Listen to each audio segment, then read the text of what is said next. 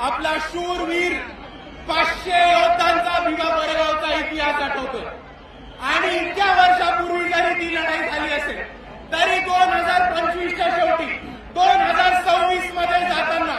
आजही भीमा कोरेगावला लाखोच्या संख्येने भीमनुयायी येतात आणि आपण यांनी हेच दाखवून दिले की भीमा कोरेगावच्या दिवशी ज्या योद्ध्यांनी इकडे पेशवाई माती काढण्याचं काम केलं होतं त्यांना आम्ही विसरलेलो नाही होत मित्रांनो। आणि दुसऱ्या बाजूला ज्या 500 शूरवीरांनी इकडच्या व्यवस्थेच्या विरुद्ध इकडच्या परिस्थितीच्या विरुद्ध आणि इकडच्या पेशवाईच्या विरुद्ध बंद उघडण्याचं काम केलं होतं त्यांना आपण अभिवादन करायला येतो तेव्हा फक्त महाराष्ट्राला नाही तर भारताला नाही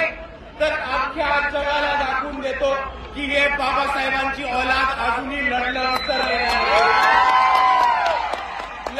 विसरलं नाही होत। 500 लोकांनी तेव्हा मार केला होता आणि मात केला होता पेशवाईचा आणि आजही आपल्या सर्वांना दाखवून द्यायचंय की समोर किती मोठी परिस्थिती असेल किती मोठी ताकद असेल